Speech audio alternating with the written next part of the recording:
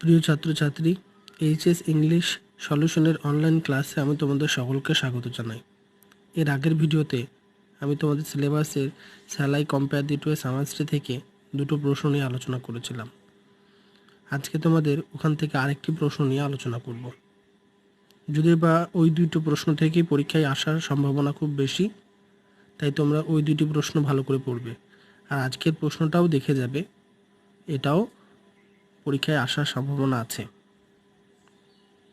প্রশ্নটি হলো কবিতার একটা লাইন এবং সেখান থেকে কয়েকটি প্রশ্ন। And every fair from fair sometime declines by chance or nature changing course untrimmed.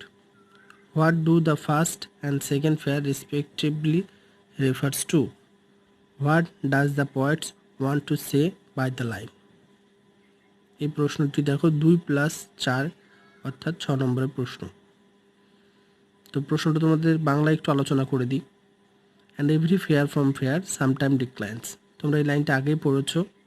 এবং প্রত্যেক সৌন্দর্যের সুন্দরতা কিছু সময়ের জন্য হারিয়ে যায়।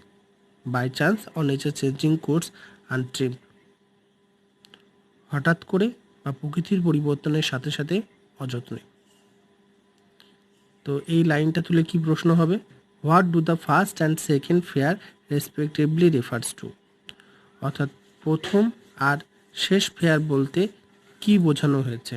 এখানে দেখো প্রথম লাইনে মধ্যে দুটো ফেয়ার রয়েছে, তো সেই দুটো ফেয়ারের মধ্যে কি বোঝানো হয়েছে বা দুটো ফেয়ারের পার্থক্যটা কিভাবে আলাদা। আর দ্বিতীয় প্রশ্ন যেটা রয়েছে, what does the poet want to say by the line, এই লাইনের মধ্যে দিয়ে কবি কী বলতে চেয়েছেন। তো প্রথম প্রশ্নের উত্তর যেটা হবে, in Shakespeare sonnet number 18 first fair means beautiful object.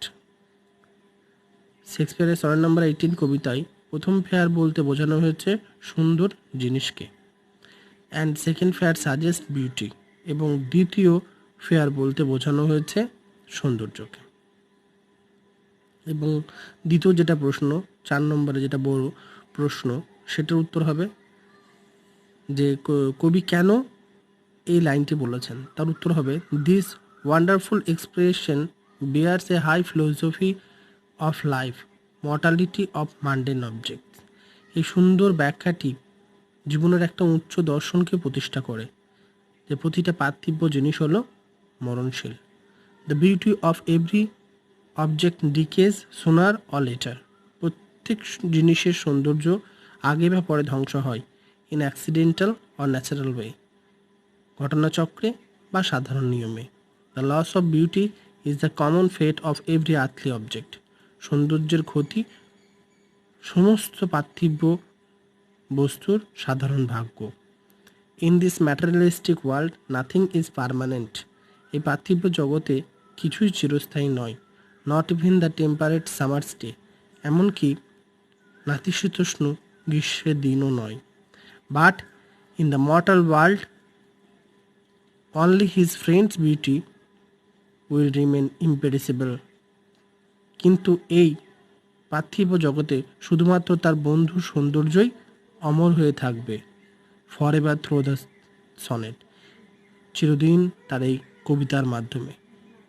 তাহলে এই প্রশ্নটা তোমরা ভালো করে খাতায় লিখে নাও এবং ভালো করে পড়ো। যদি কিছু অসুবিধা হয় হোয়াটসঅ্যাপে আমাকে কমেন্ট করো, আমি রিপ্লাই দেব। আর এখান থেকে 3টেই প্রশ্ন মূলত দিলাম। এই 3 ধরনের প্রশ্ন আমি বলেছিলাম এখান থেকে হবে, তাই 3 ধরনের প্রশ্ন তোমাদের কমপ্লিট হয়ে গেল। এখান থেকে আর প্রশ্ন নেই। পরীক্ষায় প্রথম দুটো প্রশ্ন থেকে আসার সম্ভাবনা বেশি, তবে তৃতীয় প্রশ্নটাও তোমরা পড়ে যাবে। তোমরা ভালো করে পড়ো। কিছু অসুবিধা হলে হোয়াটসঅ্যাপে লিখো, আর এর নোটটা আমি হোয়াটসঅ্যাপে পাঠিয়ে দিচ্ছি, তোমরা সেখান থেকে খাতায় লিখে নিতে পারবে।